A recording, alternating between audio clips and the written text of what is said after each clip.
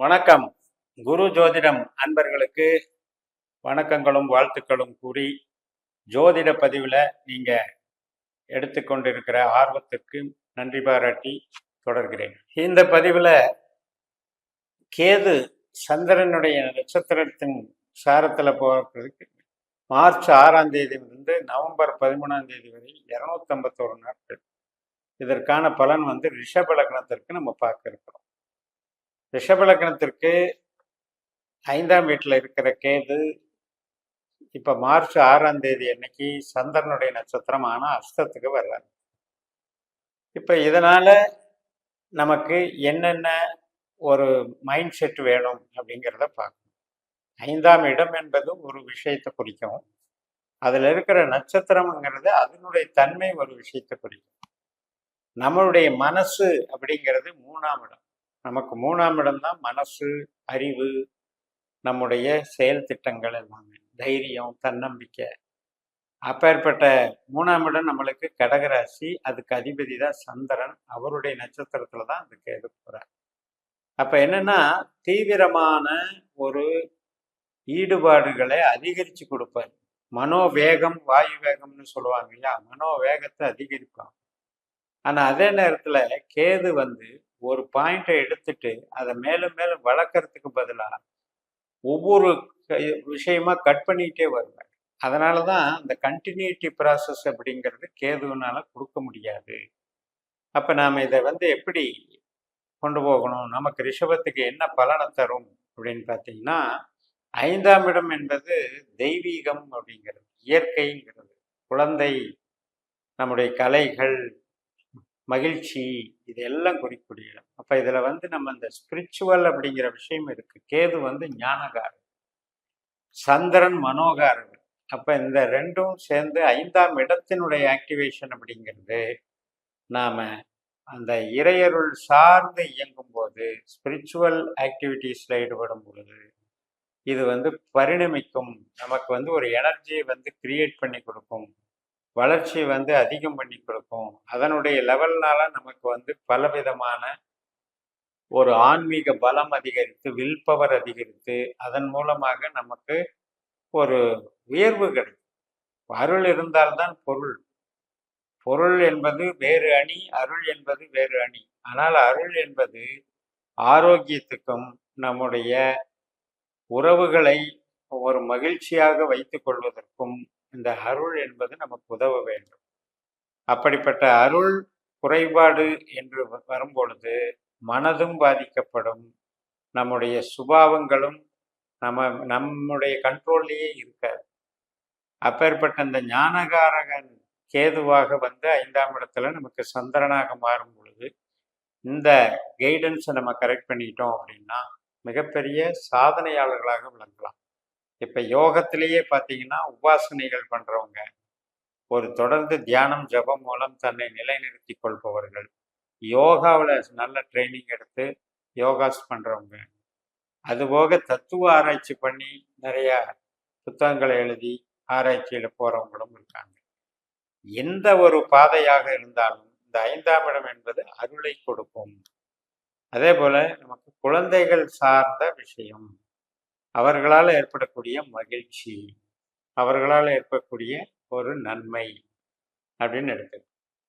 இப்போ நமக்கு இது நெகட்டிவான கேதுவாக இருந்தால், நம்மளுடைய ஜனன ஜாதகத்தில் கேதுவே ஆகாத கிரகம் அப்படின்னு இருந்தால், அது அல்லது சந்திரன் ஆகாத கிரகமாக இருந்து கேது இப்போ அதில் போயிட்டு இருக்கிறதுனால, இந்த ரெண்டில் ஏதோ ஒன்று ஆகாத கிரகமாக இருந்தால் இந்த விஷயங்கள்ல கூட ரிவர்ஸாக வேலை பார்க்கும். ஒரு இஷ்ட தெய்வம், ஒரு உபாசனை, இதெல்லாம் தடைகள் ஏற்படுவதற்கு சில பேருக்கு இருக்கு. அதே மாதிரி குழந்தைகளால் மகிழ்ச்சிக்கு பதிலாக சஞ்சலப்படுறவங்களுக்கு சில பேர். இதுக்கெல்லாம் காரணம் என்னன்னா, பாவம் என்பது ஒன்று தான், 5ஆம் இடம். அது நன்மையா தீமையா, பாசிட்டிவா நெகட்டிவாங்கிற பார்க்கறது தான் உள்ளுக்குள்ள இந்த கிரகங்கள் நமக்கு எப்படி வேலை செய்கிறார்கள் என்று கண்டுபிடிக்கணும். அந்த வகையில் நம்ம அதில் பயன்படுத்தி பழகணும். பண விஷயத்தில் ஒரு சேமிப்பு பண்ணலாம்னு நினைச்சிட்டு இருப்போம், ஆனால் துண்டு துண்டா செலவாகிக்கிட்டே இருக்குது, சேமிப்பே பண்ண முடியல அப்படின்ற ஒரு இது இருக்கும். அதே போல தான் நம்ம பேசுகிற பேச்சுக்கு பார்த்தீங்கன்னா, ஒரு அங்கீகார ரெஸ்பெக்ட் கொடுக்க மாட்டாங்க. அதனால என்ன ஆகும், மனக்கு ஃப்ரஸ்ட்ரேஷன் ஆகும். ஆனாலும் கூட உங்களுடைய பேச்சுங்கிறத கடந்து மனோதைரியம், மனோபலம், நம்மளுடைய அறிவு, இந்த சிந்தனை செயல்பாடுகளை எல்லாம் வச்சு பார்க்கும்போது உங்களுக்கு உள்ளுக்குள்ள அந்த வில் பவர் இன்க்ரீஸுங்கிறது நல்லா இருக்கும். அதை டெவலப் பண்ணிக்கிட்டீங்கனாலே வளர்ச்சிகள் வந்து நல்லா இருக்கும்.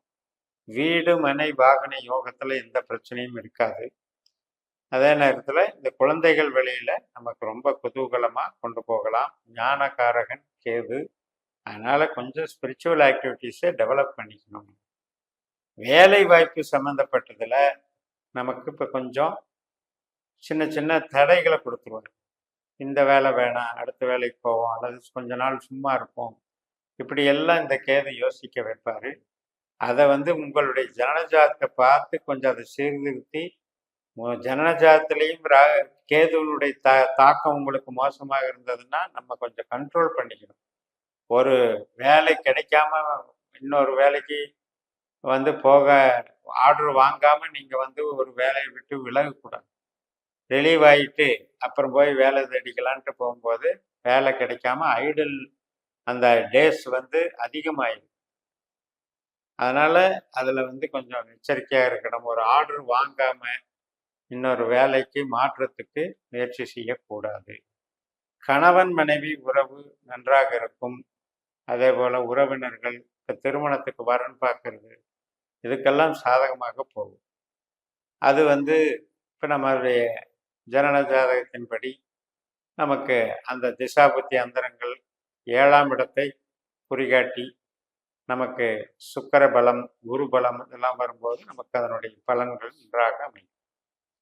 அதே நேரத்தில் ஒரு எதிர்பாராத விஷயம் நடக்கும், அல்லது எதிர்பாராத தனவரவு கிடைச்சிரும், யூக வியாபாரத்தில் ஜெயிச்சிடலாம் அப்படின்னு எல்லாம் நம்ம போகக்கூடாது. ஏன்னா இது வந்து அகெயின்ஸ்டா வேலை செஞ்சிருவார் கேது அப்படிங்கிறது.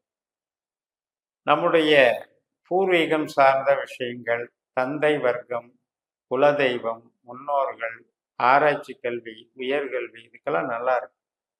அதனால பூர்வீகம் சார்ந்த எந்த நடவடிக்கைகள் எடுத்தாலும் எடுக்கலாம் இப்போ. மற்றும் ஆராய்ச்சி கல்வி படிக்கிறது, உயர்கல்வி படிக்கிறதுக்கெல்லாம் சாதகமாக இருக்குது, தாராளமாக படிக்கலாம்.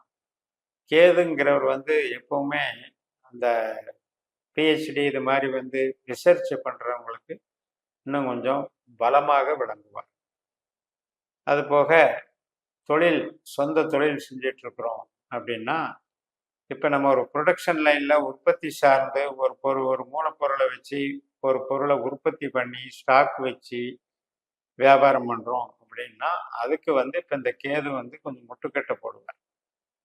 ஆனால் அதே நேரத்தில் மூளை உழைப்பு செய்கிறீங்க, நீங்கள் வந்து ஒரு வேலை பார்க்குறீங்க, அல்லது ஒரு கமிஷன் துறையில் இருக்கீங்க, கலை சார்ந்த துறையில் இருக்கீங்க, ஒரு படைப்பாளியாக இருக்கிறீங்க, ஒரு விளையாட்டு சம்மந்தப்பட்ட துறையில் இருக்கீங்க, இந்த மாதிரியெல்லாம் இருக்கும்போது ஒன்றும் பாதிக்காது. இப்போ ஐடி லைன் எல்லாம் மூளை உழைப்பு தான், ஐடி லைனில் இருக்கிறதெல்லாம். அதனால் உற்பத்தி சார்ந்த துறைக்கு மட்டும்தான் இது கொஞ்சம் நெகட்டிவாக இருக்கும். மூத்த சகோதர நண்பர்கள் வகையெல்லாம் நல்ல நன்மையை கொடுக்கும் என்று கூறி நிறைவு செய்கிறேன். இந்த சேனலை சப்ஸ்கிரைப் பண்ணி ஷேர் பண்ணுங்கள். உங்கள் தனிப்பட்ட ஜாதக பலாபலன்களை என்னுடைய வாட்ஸ்அப் நம்பரில் தொடர்பு கொண்டு பலன் பெறுங்கள். உங்களிடமிருந்து விடைபெறுகிறேன். உங்கள் JMS. நன்றி, வணக்கம்.